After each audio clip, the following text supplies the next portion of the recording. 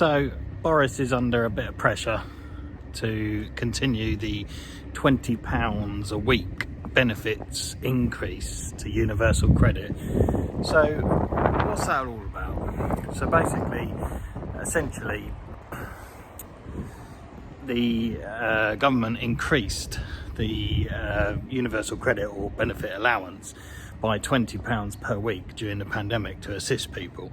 That's due to come to an end on the 31st of March 2021.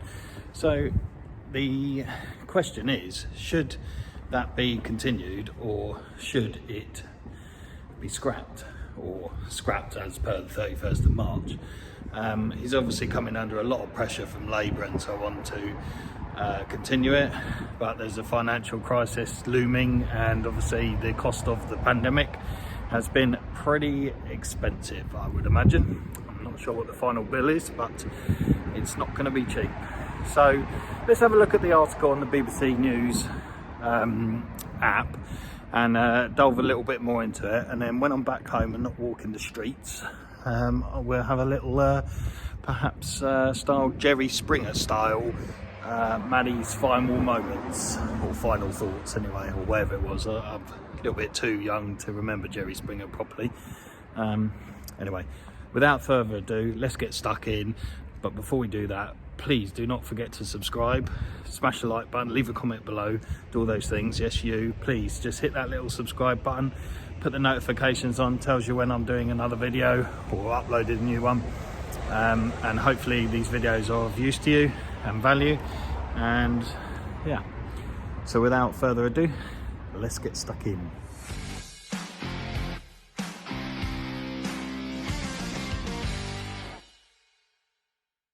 So here's the link to the BBC news article, and basically, as described, this is about the £20 a week increase in benefits, or universal credit as we call them in the UK now. So as you'll see, £20 a week roughly equates to about £1,000 a year, and that is due to be scrapped as of 31st of March here. Obviously they've come under criticism to extending that, basically. So you'll see here the Labour leader Keir Starmer says that obviously families need some certainty and some kind of stability, really, to know that they've got this money coming in, and that it's not going to be withdrawn at sort of short notice, if you like. Obviously there are other things that it touches on in here regarding that. So like, for instance, they're saying £20 can be the difference between able to pay gas or electric, or possibly buy a food option or not. So obviously there's a sort of moral thing about reducing this back down to what it was before the pandemic. So their suggestion, Labour's suggestion, basically it should be extended indefinitely.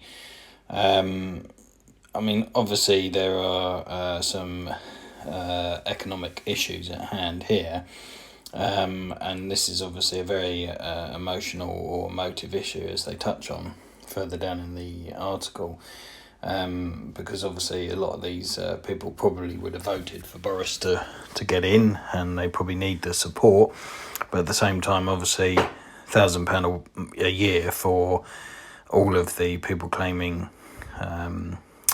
universal credit is obviously quite significant in terms of actually overall payout. I think it goes on to describe what universal credit is and who is entitled to it. But essentially this is obviously the article here which the BBC are reporting on about it. So as you can see, as the article touches, there are some significant issues at hand here. So on one hand, you've got this kind of, we've given you £20 a week extra, which obviously is insignificant. £1,000 a year is pretty much best part of 100 quid a month.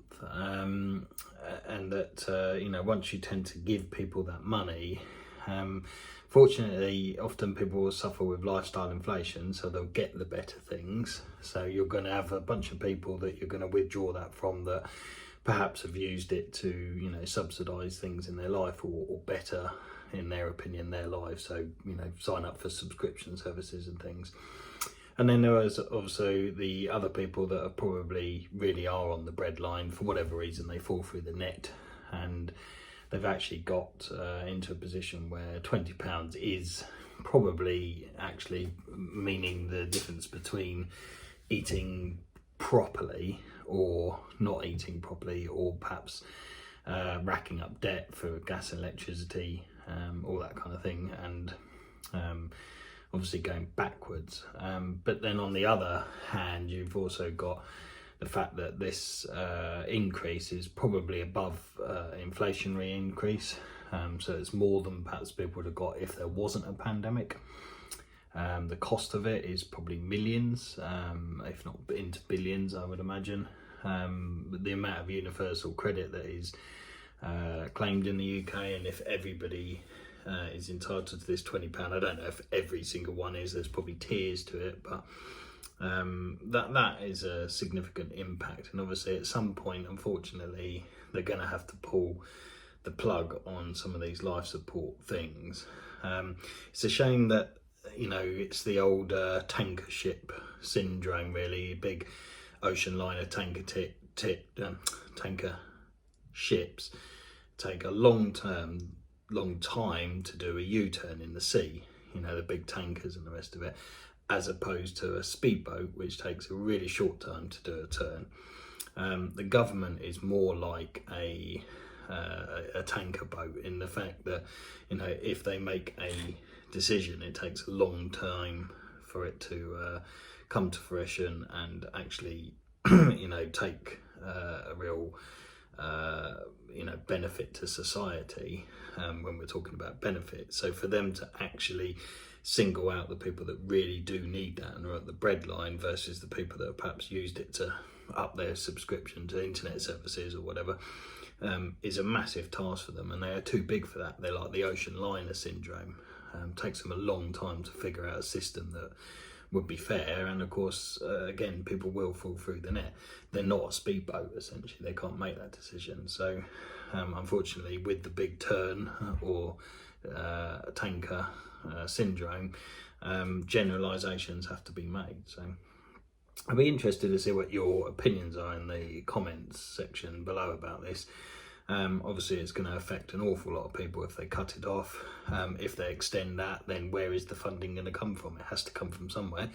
So, you know, you're going to end up paying higher prices for your council tax. They're going to recoup it there. You're going to end up paying higher corporation tax. So what they give with one hand, they're taking away with the other hand. There are a number of issues to consider. So I'd be interested to see what your opinions on it are, and what you think the issues are at hand.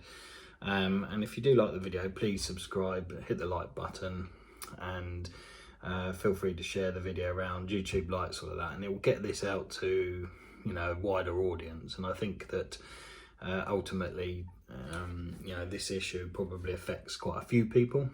Maybe not my key demographic, but actually an important financial video nonetheless, because it is about trying to help everybody, not just those that have got perhaps money to invest in the markets or do property. This video is for the people that are struggling and will probably be on that.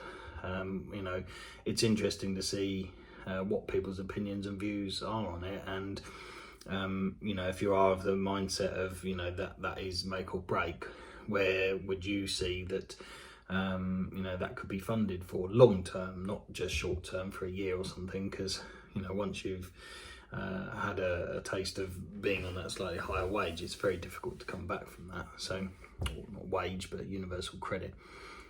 So yeah, so please do share the video and like and subscribe. I hope this has been very useful to some people, and it's an important topic nonetheless. So until next time, see you later.